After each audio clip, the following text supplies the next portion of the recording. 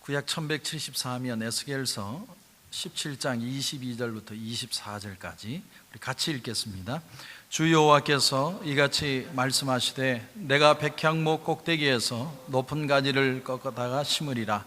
내가 그 높은 세 가지 끝에서 연한 가지를 꺾고 높고 우뚝 솟은 산에 심되 이스라엘 높은 산에 심으리니 그 가지가 무성하고 열매를 맺어서 아름다운 백향목이 될 것이요 각종 새가 그 아래에 깃들이며 그 가지 그늘에 살리라.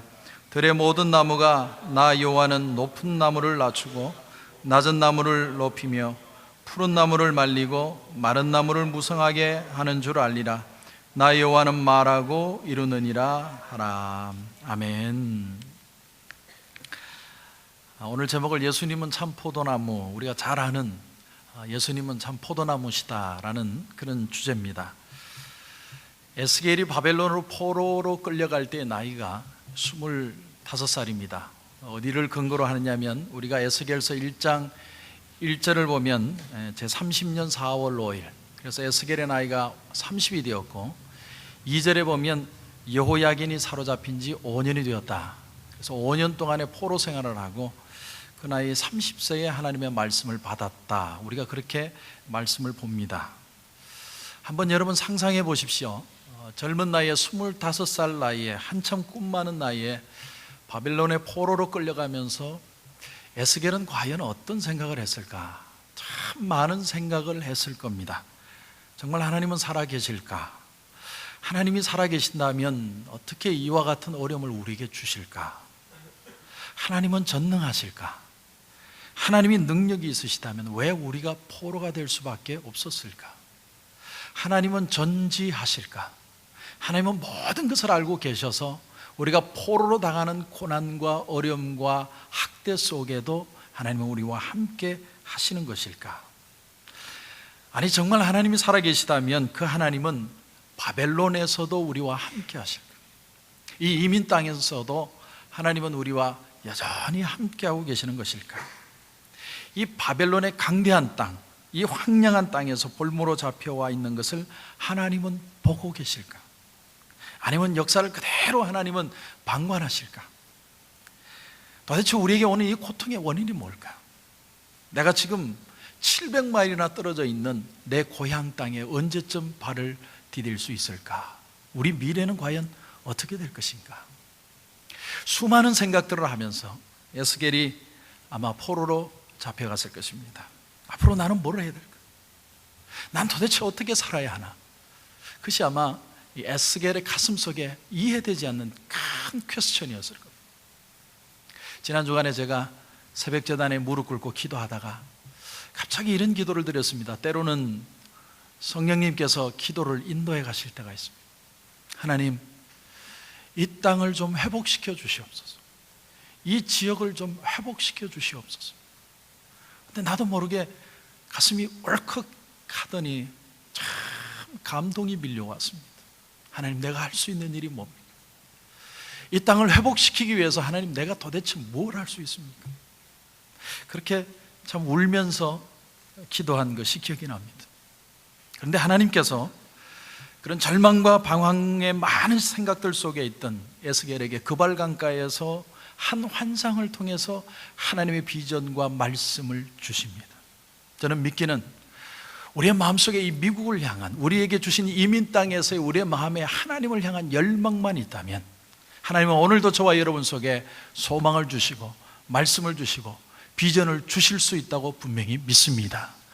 저는 그것이 우리의 삶이라고 생각합니다. 에스겔이 하나님의 이상을 보던 때가 언제냐면 BC 593년경입니다. BC 593년. 제가 한번 찾아봤습니다. 세계적으로 593년경에 세상에는 어떤 일이 일어났을까? 중국을 뒤져보니까 한 세대쯤 전에, 한 30년 전에 BC 30년이 지나고 나서 BC 522년에 공자 행님이 세상에 나왔습니다. 그래서 주장한 것이 뭐냐면 음양오행설. 세상은 음과 양의 대립된 그 물질을 통해서 세상이 만들어졌고, 오행설, 수화목금토, 물, 불, 나무, 금속, 흙이 연합해서 만들어졌다. 이 두 개를 합해서 음양오행설이라고 그렇게 표현을 하죠. 또 하나 세계사적으로 철학, 제가 철학을 했으니까 철학은 언제 시작되었는가 뒤져봤더니 약 30년 전, 그러니까 BC 625년경에 그리스 로마 지역 밀레토스라는 도시가 있습니다. 그 도시를 지역으로 철학이 처음 생겼습니다. 그러니까 에스겔이 포로로 끌려가기 전 30년 전입니다. 그러니까 그때는 한참 북이스라엘이 망하고 남유다가 이제 망할까 말까 하는 그런 시기였습니다. 그런데 그때에 탈레스라는 사람이 처음으로 이 세상은 물로 만들어졌을 것이다. 근데 물이 죽은 물이 아니라 살아있는 생명이기 때문에 그 물의 생명력으로 이 세상은 만들어졌을 것이다. 그리고 거의 에스겔 선지자와 같은 시기에 아낙시만드로스라는 철학자가 이 세상에 태어납니다. 그 사람이 뭘 주장했냐면 이 세상은 아페이론, 무한자라고 그러는데 무엇이라고 규정할 수는 없지만 그 무엇인가가 뭉쳐서 딱딱해지면 돌도 되고 바위도 되고, 그리고 연해지면 물도 되고 종이도 되고, 이런 식으로 세상은 만들어졌을 것이다. 그러니까 여러분, 그 에스겔이 하나님의 음성을 듣고 환상을 볼 때의 모습과 세상은 수준이 틀렸던 겁니다. 이쪽에서는 공기놀이 할 때 저쪽에는 수학의 미분 적분을 얘기하고 있는, 이쪽에서는 지금 뽕짝에 매료되고 있을 때 저쪽은 오페라의 클라이맥스를 듣는 것과 같은 그런 수준 차이가 있습니다. 제가 한국 땅도 한번 뒤져봤습니다. 한국은 도대체 그때 뭘 하고 있었을까? BC 2333년경에 곰이 인내하여 마늘 먹고 사람이 돼서 당군을 낳게 되었다. 그러고 나서 BC 2300년 될 때까지 아무 역사가 없습니다. BC 2300년경에 부여라는 나라가 세워지게 됩니다. 그러니까 세상이 어떻게 만들어졌을까? 가장 베이직한 지식을 붙들고 있을 때 하나님이 환상 가운데 에스겔에게 하나님의 놀라운 비밀을 보여주셨다는 거예요. 저는 생각해 봅니다. 우리 한국 땅에 복음이 들어오지 않았다면 우리는 얼마나 미개한 족속이었을까? 저는 그런 생각을 합니다. 우리나라가 개발되기 전에 1900년대 초만 해도 어머니들은 그냥 가슴을 다 드러내고 살았습니다. 그런 세상에 복음이 들어오고 하나님의 말씀이 들어오니까 그들이 변하여 엄청난 축복을 받게 된 것입니다. 저는 우리 하나님께서 우리 한국 백성을 축복해 주셔서 앞으로도 계속해서 축복해 가실 줄로 저는 분명히 믿습니다. 그런데 이 에스겔서는 네 부분으로 나눌 수 있습니다. 총 네 부분. 첫 번째 부분이 어디냐면 1장에서 24장까지 오늘 본문이 들어가죠. 유다에 대한 심판의 내용이 나옵니다. 1장에서 24장까지. 두 번째 부분이 뭐냐면은 25장에서 32장까지 유다 외에 다른 이웃 나라들에 대한 얘기가 나옵니다. 암몬이라든지 모압이라든지 에돔이라든지 블레셋, 투로, 시돈, 애굽, 이런 이방 민족에 대한 심판의 내용들이 나오고 있습니다. 세 번째는 뭐냐면 33장부터 39장까지인데 이스라엘에게 심판만 얘기한 게 아니라 오히려 축복의 메시지를 전하기 시작합니다. 그러다가 40장이 와서 마지막까지는 새로운 하나님의 성전을 보여주십니다. 이것이 에스겔서가 전체적으로 네 가지 모습입니다. 처음에는 심판이 있고, 그 다음에는 이방 나라의 심판이 있고, 하나님의 축복과 회복이 있고, 그 다음에 새 성전을 보여주는 것이 에스겔 전체의 틀입니다. 그런데 오늘 우리가 보는 1장에서 24장까지 유다의 심판도 세 개로 또 쪼갤 수 있습니다. 1장에서 3장까지가 뭐냐면 우리가 보아왔지만 에스겔의 소명입니다. 소명. 하나님 앞에 소명을 받아서 이제 이 포로된 유다 백성들에게 어떤 말씀을 전할까? 하나님께서 그 소명을 주시는 것이 1장에서 3장까지. 4장에서 11장까지는 뭐냐면 심판의 예언입니다. 어떤 심판이 우리에게 임할 것인가? 그 다음 12장부터 24장까지는 많은 비유가 나옵니다. 여러분, 이 에스겔서를 저와 순서를 따라서 읽어보신 분은 굉장히 많은 비유가 나온다는 것을 보게 될 것입니다. 그래서 그 비유를 통해서 앞으로 임할 심판의 메시지와 심판의 확실성을 우리에게 전달하고 있습니다. 오늘 말씀은 그 심판의 비유들 가운데 하나입니다. 독특하게도 오늘 비유에는 세 가지가 나옵니다. 세 가지 비유. 첫 번째가 독수리가 나오고요, 두 번째는 포도나무가 나오고, 세 번째는 백향목 나무까지가 나옵니다. 성경을 안 읽으신 분들은 이게 무슨 말인지 도대체 이해가 안 가실 겁니다. 그런데 백향목, 포도나무, 독수리. 자, 하나님이 이스라엘 백성들을 정의하실 때 이런 말씀을 참 즐겨 사용하십니다. 너희는 포도나무다. 나는 포도나무냐 너희는 가지니. 예수님이 말씀한 것처럼 우리는 포도나무다 이렇게 표현을 합니다. 여러분, 이스라엘의 여행을 가보시면 알지만, 가보면 안내하는 관광 가이드가 배지를 달고 있는데, 그 배지가 어떤 배지냐면 두 사람이 포도 한 송이를 지고 가는 배지입니다. 그만큼 포도나무에 대한 긍지가 있습니다. 우리는 포도나무, 포도 열매를 맺는 그런 민족이라는 프라우드가 있습니다. 그런데 오늘 말씀에 보면 이 포도나무에 대한 의미가 조금 다릅니다. 왜 포도나무가 되었고 왜 포도나무가 프라우드한 것이 되었는지에 대한 이유가 나옵니다. 그래서 굉장히 중요한 말씀인데, 우리가 읽지 않았지만 3절에서 6절까지를 한번 보십시오. 3절에서 6절까지 제가 읽겠습니다. 여호와께서 이같이 말씀하여 이르시되, 색깔이 화려하고 날개가 크고 깃이 길고 털이 숱한 큰 독수리가 레바논에 이르러 백향목 높은 가지를 꺾되 그 연한 가지 끝을 꺾어가지고 장사하는 땅에 이르러 상인의 성읍에 두고, 또 그 땅의 종자를 꺾어 옥토에 심되 수양버들 가지처럼 큰 물가에 심더니 그것이 자라며 퍼져서 높지 아니한 포도나무, 곧 굵은 가지와 가는 가지가 난 포도나무가 되어 그 가지는 독수리를 향하였고 그 뿌리는 독수리 아래에 있었더라. 자, 말씀을 설명해 보면요, 큰 독수리가 날라왔습니다. 근데 독수리가 굉장히 화려합니다.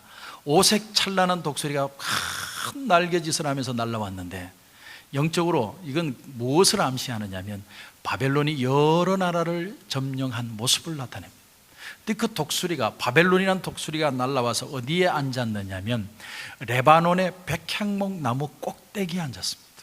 그리고 백향목 나무의 가장 연한 가지 하나를 이 부리로 똑 분질렀습니다. 그런 그 연한 가지를 물고서 어디로 갔냐면 장사의 땅, 상인의 성읍에 가서 심었다. 여러분, 그 당시에 바벨론은 유브라데 강과 페르시아만을 통한 상업이 굉장히 발달해서 상업의 도시라고 표현했습니다. 수공업, 상업이 굉장히 발달했는데 그 상업의 도시에다가 이스라엘 백성들을 포로 삼아 갔다는 것입니다. 자, 다시 보면은 백향목 나무까지 하나를 꺾었다. 여러분, 하나님의 백성의 처음의 모습은 뭐냐면 백향목 나무까지였습니다. 하나님이 왜 처음에 우리의 모습을 백향목 나무까지라고 표현을 했을까? 제가 그래서 또 조사를 해봤습니다. 백향목 나무라는 건 도대체 어떤 나무일까 알아보니까, 백향목 나무는 사는데 1,000년에서 3,000년을 사는 나무입니다. 굉장히 커지는 나무인데 높이가 약 40m, 12층, 13층 빌딩 높이입니다. 그리고 나무의 지름이 2, 3m. 그리고 나무가 아주 곱게 올라갑니다. 향나무는요, 향나무도 곱게 올라가는데 향나무는 이제 몇십 년이 지나고 100년이 지나면 밑에 잎들은 다 떨어지고 위에만 조금 남습니다. 그런데 이 백향목의 특징이 뭐냐면 뿌리에서부터 끝까지 계속 가지와 잎이 푸르게 자란다. 그래서 백향나무 하나만 있어도 엄청난 아름들이 나무입니다. 얼마나 큰지, 얼마나 곱게 섰는지. 마치 우리 가신 분은 아시겠지만 레드우드를 들어가 있는 것처럼 엄청난 나무입니다. 그 아름다움과 그 예술성과 그 규모와 수명과 그 높이, 이 백향목을 따라올 나무가 없다는 것이죠. 사랑하는 성도 여러분, 하나님이 가장 먼저 이스라엘 백성들을 환상 가운데 보여주시는데, 가장 먼저 저와 여러분을 하나님 모습을 보여주시는데 어떤 모습이냐면 백향목 나무까지 같았다. 우리가 하나님의 말씀을 수액을 알아들이면서 하나님의 말씀을 먹으면서 오늘도 그 말씀대로 살 때 우리의 모습은 하나님이 보시기에 아름드리 백향목 나무 같은 모습이 저와 여러분의 모습이라는 겁니다. 여러분, 은혜라는 게 뭘까요? 은혜가 내가 막 고함치다가 막 눈물이 나고 감격스럽고, 여러분 그것도 물론 은혜지만 내가 조용히 말씀을 듣다가, 어떤 때는 조용히 찬양을 드리다가, 어떤 때는 기도하는 가운데 하나님이 나를 얼마나 사랑하시는지. 그래서 내가 가치 없고 쓸모없고 이 세상에는 아무 목적 없는 존재같이 느끼다가 하나님이 나를 사랑하는 것을 다시 깨닫게 되는 것, 여러분, 그것이 바로 은혜라고 하는 것입니다. 나는 몰랐습니다. 나는 그냥 사는 줄 알았고 막 사는 줄 알았고 이민도 떠밀려서 왔고 그냥 열심히 살다 보니까 하루도 쉬는 날 없이 지금까지 살아온 줄 알았는데, 어느 날 말씀에 부딪히니까 내 존재의 의미를 깨닫게 되었고 살아야 될 이유와 목적을 알게 되었고 내 삶은 절망이 아니라 소망과 희망이라는 것을 다시 깨닫게 되는 것, 여러분, 그것이 바로 하나님의 은혜인 줄 믿으시기 바랍니다. 여러분, 이스라엘 백성들은 원래 백향목 나무입니다. 저와 여러분을 하나님은 최고의 향기가 나는 백향목 나무라고 칭해 주셨습니다. 근데 내가 하나님을 만나기 전에 이걸 몰라요. 그냥 막 사는 줄 알았습니다. 근데 하나님은 오늘도 말씀을 통해서, 찬양을 통해서, 예배를 통해서 이것을 하나하나 깨달아가게 하십니다. 그래서 네가 얼마나 귀한 존재인지, 내가 너를 얼마나 사랑하는지, 내가 얼마나 너를 축복하기를 원하는지를 하나님은 보여주기를 원하신다는 겁니다. 자, 그래서 하나님의 말씀대로 살아야 되는데, 오늘 말씀에 보면 연한 가지를 꺾어서 장사의 땅 바벨론에 두고, 또 하나는 그 땅에 종자를 꺾어서 옥토에도 심었습니다. 이건 시대적으로 어떤 의미가 있냐면, 여호야긴 왕과 포로들이 바벨론으로 잡혀갔을 때 또 하나 종자를 심었다는 것은 시드기야 왕이라는 사람을 세워서 유다 땅에도 왕을 세우고 왕을 하나 잡아가고 그들에게 시련이 왔습니다. 그때 하나님 앞에, 하나님께서 그들을 사랑해서 고난을 주는 줄 알고 깨닫고 다시 한번 무릎 꿇고 하나님을 바라보았다면 하나님은 그들을 다시 회복시키려고 하셨습니다. 때로 우리의 삶에 고난이 올 때 그 고난이 그냥 고난이 아니라 하나님이 우리로 하여금 무언가를 깨닫게 하시는 시간일 때가 있다는 것입니다. 그런데 여러분, 6절을 한번 보십시오. 6절을 보니까 이런 말씀이 나옵니다. 그것이 자라며 퍼져서 높지 아니한 포도나무 곧 굵은 가지와 가는 가지가 난 포도나무가 되어 그 가지는 독수리를 향하였고 그 뿌리는 독수리 아래에 있었더라. 여러분, 백향목 나뭇가지를 꺾어서 심었는데 포도나무가 나왔습니다. 여러분, 포도나무는 열매를 맺지 못하면 아무짝에도 쓸모없는 나무, 제목으로도 쓸 수도 없고 약재로 쓸 수도 없고 땔감으로나 쓸 수 있는 나무가 포도나무. 하나님께서 그들에게 회개하고 주님께 돌아오기를 원했는데 그들의 삶은 마치 버려진 인생처럼 포기하고 좌절하는 모습으로. 또 오늘 6절 말씀 뭐를 얘기하냐면 독수리를 향해 있더라. 포도나무 뿌리는요, 땅의 수액을 먹고 자라는 거지 독수리가 주는 걸 보는 게 아니에요. 근데 독수리가 주는 물과 독수리가 주는 먹이를 보면서 포도나무가 자랐다. 여러분, 이건 기형적으로 자라는 거죠. 이것은 무엇을 말해주냐면 이스라엘 백성들이 변질되었다는 거예요. 변질되었다. 하나님의 백성들은 하나님의 말씀으로 살아야 되는데, 하나님의 양식을 먹고 살아야 되는데 세상 기운을 먹고 포도나무와 같이 쓸모없는 존재가 되었다는 거예요. 여러분, 여기에 두 마리 독수리가 나옵니다. 우리가 다 읽지는 못하지만 하나는 바벨론이고 하나는 애굽입니다. 시드기야 왕은 애굽을 향하였고 여호야긴 왕은 바벨론에서 깨닫지 못하고 그들을 바라보고 삽니다. 하나님이 그렇게 깨닫도록 하시는데 그들은 독수리를 바라보고 독수리가 우리에게 물을 줄 것이라고 생각하며 사는 거예요. 여러분, 우리가 사는 이 미국의 상징은 흰머리 독수리입니다. 우리가 사는 이 미국은 자본주의의 가장 거대한 독수리 국가입니다. 우리는 독수리 위에 올라타고 지금까지 살아왔습니다. 잘 사는 줄 알았고 잘 되는 줄 알았습니다. 어떤 분과 지난주에 만나니까 목사님 95년도부터 이미 미국은 이런 경제에 어려움이 올 것을 예고했습니다. 그러나 아무도 그 소리를 듣지 않았습니다. 누가 미국의 경제가 이렇게 될 것이라고 상상이나 했겠습니까? 우리는 아메리칸 드림을 가지고 여기까지 날아와서 정말 뭐든지 손만 대면 잘 되는 그런 시대를 살아왔습니다. 죄송한 얘기지만은 믿음 좀 없어도 얼마든지 잘 먹고 잘 살 수 있었습니다. 뭐 그렇게 믿음 외치지 않아도 내가 주일날 놀러 다니고 열심히 살아도 나는 잘 살 수 있었습니다. 그게 독수리 국가입니다. 우리는 그 삶에 너무 익숙해졌습니다. 사는 게 편하니까 그것이 진짜인 줄 알고 살아왔습니다. 그런데 하나님이 지금 무엇을 깨닫게 합니다? 오늘 이스라엘 백성들에게, 오늘 흰머리 독수리 위에 올라타고 있는 우리에게 하나님이 뭘 말하십니까? 하나님의 백성들은 아무리 커지고 싶어도, 아무리 유명해지고 싶어도 절대로 세상적으로 성공한 케이스를 따라가서는 안 된다는 것. 여러분, 우리 그리스도인들의 삶이라는 건 하나님 앞에서 분수를 하는 삶입니다. 하나님 앞에서 하는. 독수리는 아무리 높이 날아도 대기권 너머를 넘어가지 못한. 그리고 독수리가 나는 이유는 딱 하나밖에 없습니다. 높이 나는 이유는 죽은 음식의 찌꺼기를 먹기 위해서입니다. 죽은 소나 수원, 짐승을 보면 정말 벌떼같이 달려든 그 독수리들이 까맣게 몰려들어 뜯어먹는 모습을 우리가 봅니다. 여러분, 이게 세상 논리입니다. 잡아먹고 뺏고 헐뜯고 그렇게 해서 내가 삶의 부한 삶을 사는 것. 여러분, 결국 독수리를 따라가면 어떻게 됩니까? 오늘 말씀에 9절에도 나오지만 이런 말씀이 나옵니다. 그 뿌리를 뽑으리라. 독수리가 뿌리를 뽑아버린다. 여러분, 포도나무는 땅에 물기를 머금고 살아야 되는데 독수리 따라가려다가 독수리 주는 물을 먹다가 스스로 망하게 되었다. 여러분, 이런 거죠. 비유를 하면 좋은 아저씨인 줄 알고 손잡고 따라갔더니 인신매매범이었더라, 이런 겁니다. 송충이는 솔잎을 먹고 살아야 된다. 저는 그 말이 진리라고 생각합니다. 이 말은 긍정적이기보다는 부정적으로 많이 쓰이는 단어입니다.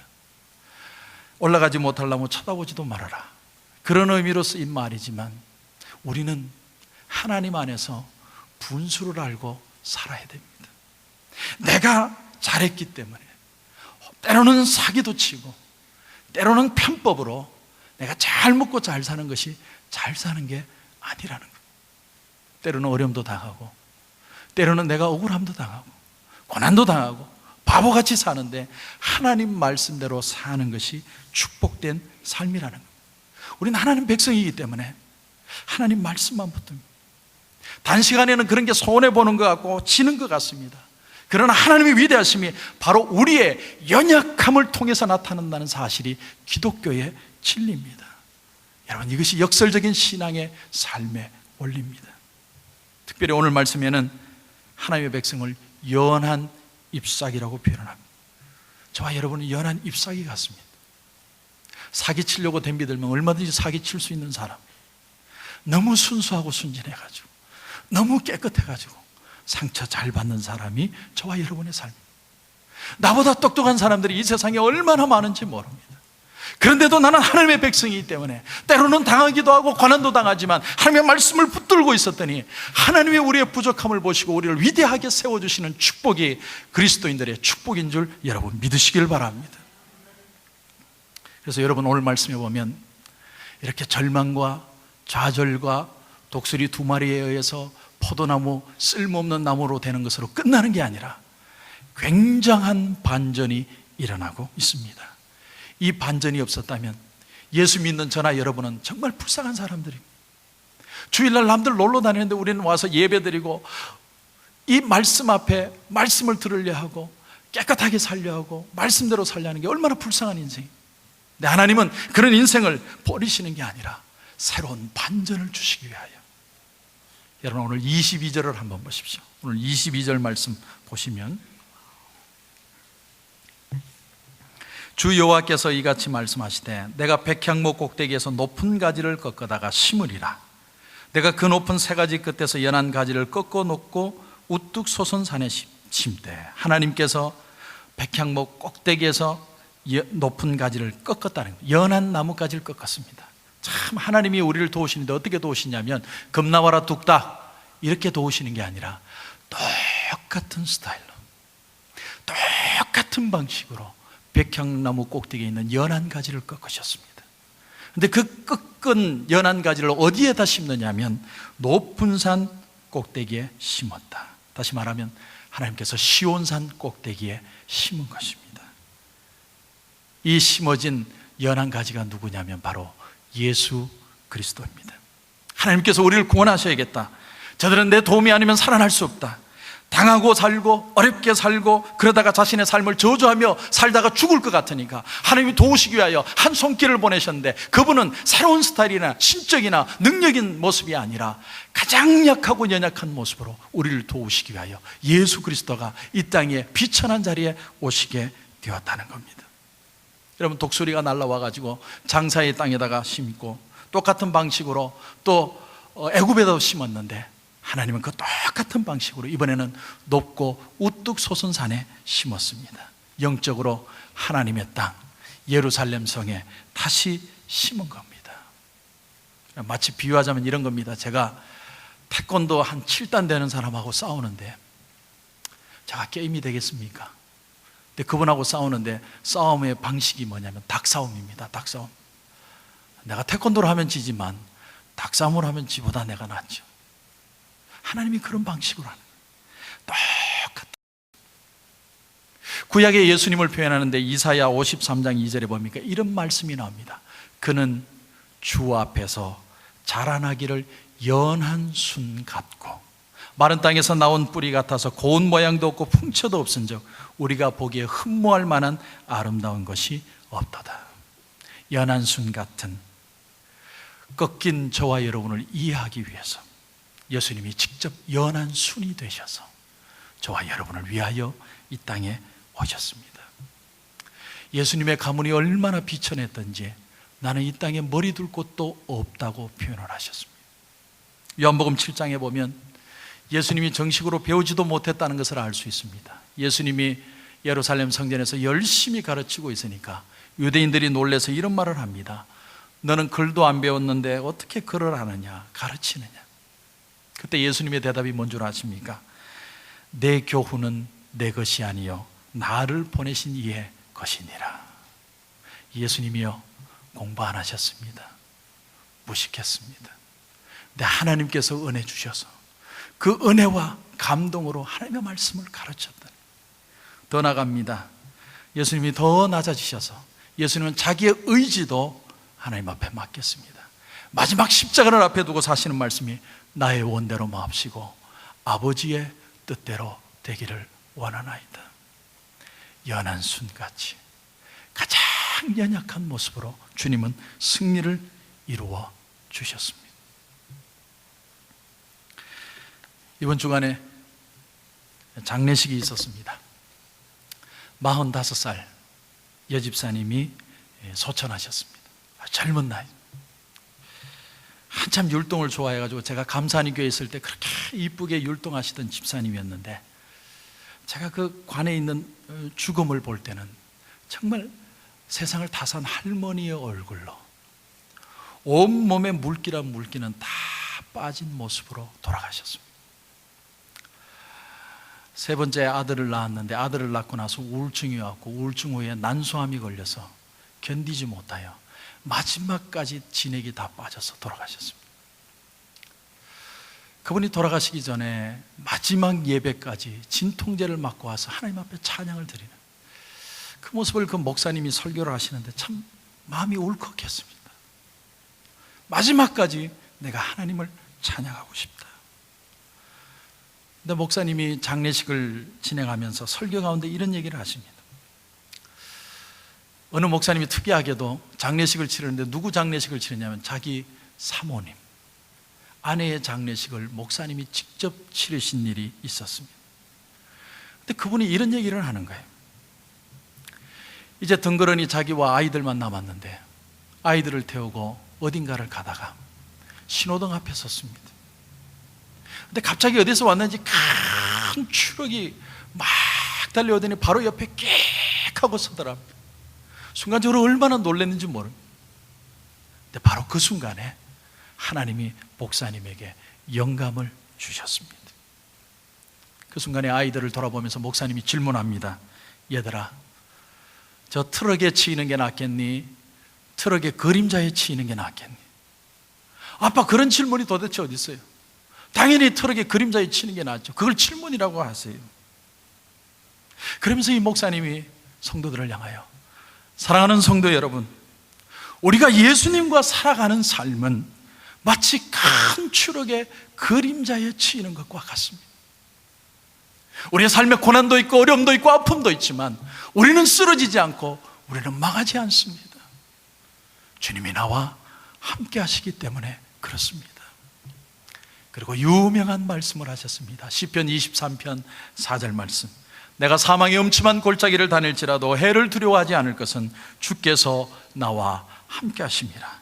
주의 지팡이와 막대기가 나를 안위하시나이다. I fear no evil, for you are with me. 주님이 나와 함께 하시기 때문에 나는 두렵지 않습니다. 골짜기의 아픔이 나를 덮칠지라도, 삶의 한순간도 고난이 없을 때는 없지만, 그러나 주께서 나와 함께 하시기에, 그분이 나와 동행하시기 때문에 주의 지팡이와 막대기가 나를 안위하시나이다. 지팡이와 막대기가 뭘까요? 예수님의 십자가입니다. 그분의 십자가가 있기 때문에 우린 다시 일어설 수 있습니다. 따지고 보면 저와 여러분이 다 예수님 덕에 여기까지 살아온 겁니다. 생각해 보십시오. 하나님의 은혜가 아니면 누가 여기까지 왔습니까? 내가 한 것 같고, 내가 돈 번 것 같고, 내가 열심히 산 것 같아도 하나님 덕 보지 않은 사람 이 자리에 아무도 없습니다. 제일 중요한 것은 뭐냐면 여러분, 마음을 알고 사는 겁니다. 마음을 알고 사는 겁니다. 남편은 아내의 마음을 알아야 되고, 아내는 남편의 마음을 알아야 되고, 부모는 자식의 마음을 알아야 되고, 자식은 부모의 마음을 알아야 됩니다. 마치 그런 것처럼 우리는 하나님의 마음을 알고 살아가는 것입니다. 오늘 말씀의 결론은 23절, 24절에 나오는데, 그 연한 가지신 주님이 풍성하고 무성한 열매를 맺는 아름드리 백향목 나무가 될 것이다. 연한 순 같고 별거 아닌 것 같고 풍채도 없고 볼 모습도 없는 그 예수님이 이 땅에 오셔서 십자가를 지시고 부활하심으로 말미암아 아름드리 백향나무가 되게 하셔서 이제 그 그늘날에 누구든지 깃들이는 자마다 다시 회복되고 치유되는 역사를 너에게 허락하여 줄 것이다. 그래서 낮은 나무를 높이시고 마른 나무를 무성하게 하여 줄 것이다. 이것이 오늘 저와 여러분에게 주는 축복입니다. 우린 예수 그리스도의 이름으로 살아가는 겁니다. 우리의 힘으로 사는 것이 아니라 주님이 주시는 능력으로 사는 것이고, 주님의 이름으로 나가는 것이고, 주님의 이름을 붙들고 함께 고난을 뚫고 가는 것입니다. 그래서 유명한 말씀이 신약 성경에 정말 깊이 있는 말씀이, 이런 말씀이 나옵니다. 요한복음 15장 5절, 나는 포도나무요 너희는 가지다. 그가 내 안에 내가 그 안에 거하면 사람이 열매를 많이 맺나니 나를 떠나서는 너희가 아무것도 할 수 없습니다. 주님이 친히 아무짝에도 쓸모없는 포도나무가 되어 주셨습니다. 이것이 그 말씀의 깊이입니다. 내가 너처럼 포도나무가 되어서 쓸모없는 존재가 되어서라도 나는 너를 구원하였다. 네가 나에게 붙어 있으면 나는 다시 살아날 수 있다. 이제 내가 하는 게 아니라 그분 안에서 이루어지는 것입니다. 바라기는 저와 여러분이 주님 안에서 다시 한번 소망을 가지고 일어서며 용기를 얻으며 승리하는 삶을 사시기를 주님의 이름으로 축원합니다.